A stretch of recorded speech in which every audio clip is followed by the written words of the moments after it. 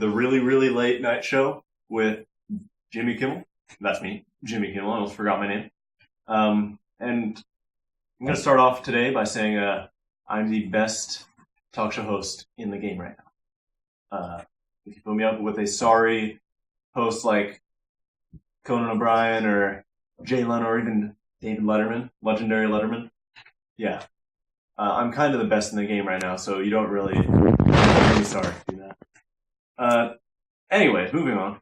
We have a great guest with us tonight. We have Mr. Richard Sherman. Hello, Jimmy. Nice to be here. Hey, hello there, Mr. Richard. Can I call you Dick? Yes, you can. All right, Dick. No, I won't call you Dick. I'll call you Richard. All right, Richard. So we got a lot to talk about tonight. We have...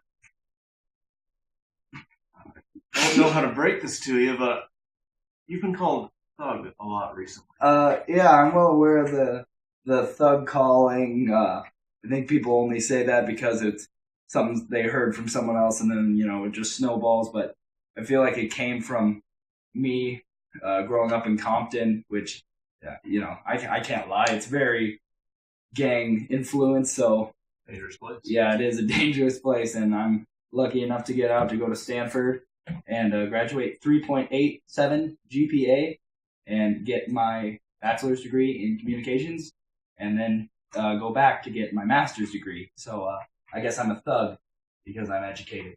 Oh, those educated thugs running around on the streets and tutoring our young black men and women in the cities. Like you said, I do have the charity blanket coverage, which provides underprivileged school children with supplies. So I guess, if I'm their thug leader, they're kind of like my thug posse, and we go around Compton, commit injustices, I guess you could say.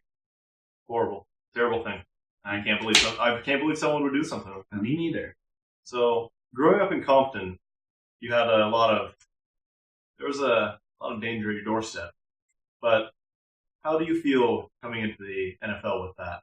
Well, being exposed to danger all your life, were you scared of anyone?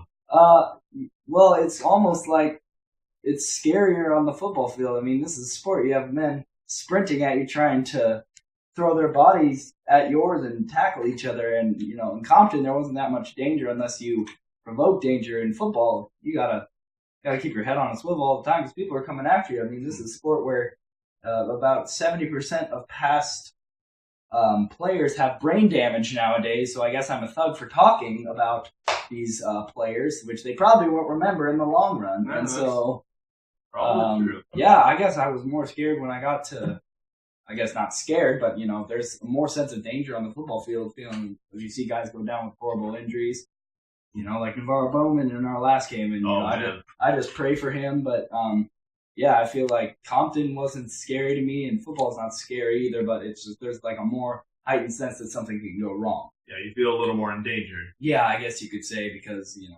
with 300-pound linemen jumping on tiny quarterbacks, it's not exactly the safest sport in the world, but it is fun, I'll tell you that. Scary. Yes. But I do love to watch it. Yeah.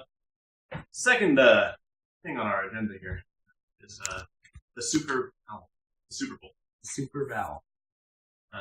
How are you feeling about going up against the Broncos? They're a great team, and I know that they're going to give the Seahawks a pretty good opposition. Yeah, well, we play them once in the preseason. You can't really base your whole how the outcome's going to be on that, but they're a great team, and people are going to be watching me to see if I talk trash, but I only talk trash when provoked, believe it or not. You can ask any other player in the NFL that, and so unless some guy starts to jaw with me, I won't jaw with him. All right, I can believe it. How are you feeling about Peyton Manning? He's a pretty strong quarterback. Yeah, Peyton's an incredibly classy guy, and I feel like someone we should model ourselves after because he's just so classy, always knows what he's doing, stays calm, conducts himself well in front of the media, and so I believe that we should strive to be like him. And people are trying to say that I'll talk trash to Peyton Manning, but no, that's not going to happen.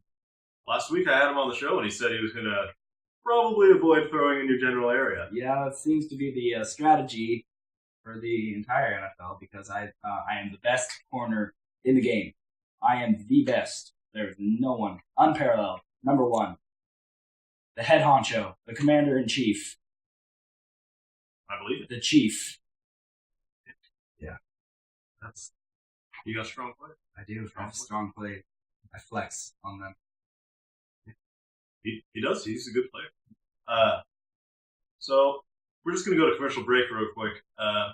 When we come back, we'll do some more talking about Media Day and how that really went over.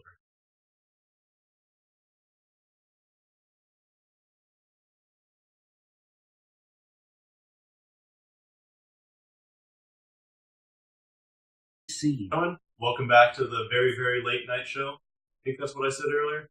Can't really remember. I'm Jimmy Kimmel. This is Richard Sherman. And we're going to be discussing Media Day right about now. So how are you feeling about how everything went? I feel like our team was really under the spotlight with my actions after the NFC Championship game. And, there were some more cameras there than any of us have ever seen at one time. So we just tried to answer the tough questions and hopefully give the media what they wanted to hear. Did you ever count how many cameras were on you at one time? I didn't, but I heard there were 16 on me at one time with that many microphones. So it was kind of overwhelming, but, with me and my degree in thuggish communications, I was able to handle it. Well, that's I don't even have that many. I have like one. Sometimes I have two if I'm like really lucky and we budget well enough.